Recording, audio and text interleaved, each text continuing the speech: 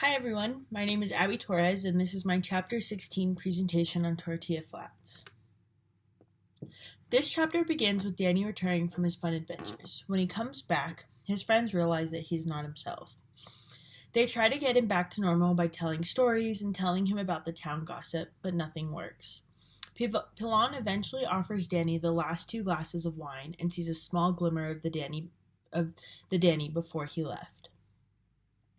From this moment on, Pilon knows what needs to be done to get the old Danny back. The men decide to throw a party.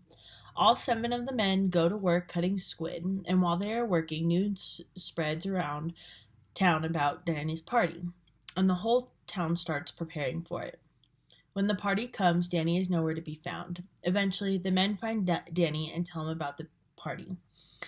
Danny is excited, and the men run back to the house, and as the party goes on and on, people are starting to leave and fade out. Danny has the urge to fight. With no one wanting to fight Danny runs to a gulch and jumps. Pilon realizes that something is wrong and goes to rescue Danny. They don't know what is going on with Danny behind the closed doors of the room, but they know that Danny is dying. The passions that can be seen are friendship, depression, love, and death. Friendship and love are seen as the men notice that something is off with Danny and they want to help him. It can also be seen because all the men who don't like to work end up going to work, so they can buy wine to make Danny happy again. They wouldn't do this unless they love Danny.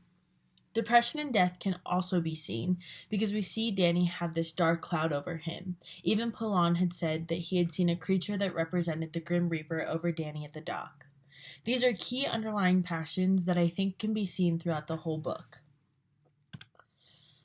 One of the religions that we see is cynicism. People are motivated by self-interest. We see cynicism in the fact that when Danny comes back, he is only concerned with himself and takes no interest in his friends until the party.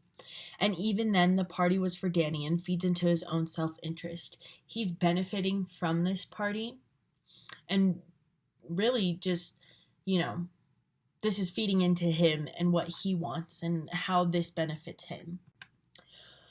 We also can see atheistic existentialism, which is finding the meaning to the purpose of life, but having no meaning and no purpose could also be atheistic existentialism. So it is seen because we can see Danny constantly battling with the meaning and purpose of life.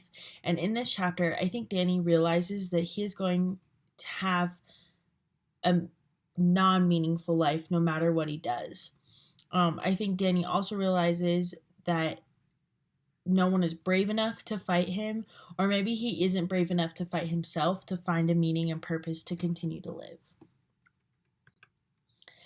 So here are some techniques to improve life. Some of the techniques that could have been used could have been for the Pisanos to remind Danny that he is loved, wanted, and had meaning, as the men essentially worshipped him. Maybe the men shouldn't have let Danny get so drunk, because when you're drunk, it inhibits your ability to think clearly and properly. Danny could have possibly done some self-reflection and found that he does have meaning to life and that he is loved and that his friends care for him, and that he's provided so much good to all these people in his life. These are some questions that I have for you guys. So, do you think there could have been a chance to save or stop Danny from jumping into the gulch? Was the creature that Pilon saw death knocking on Danny's door, so was it ultimately inevitable that Danny was going to harm himself and potentially die? And then again, we're left with a hint that Danny dies at the end of the chapter, so was Danny's death inevitable? Was it going to happen anyways?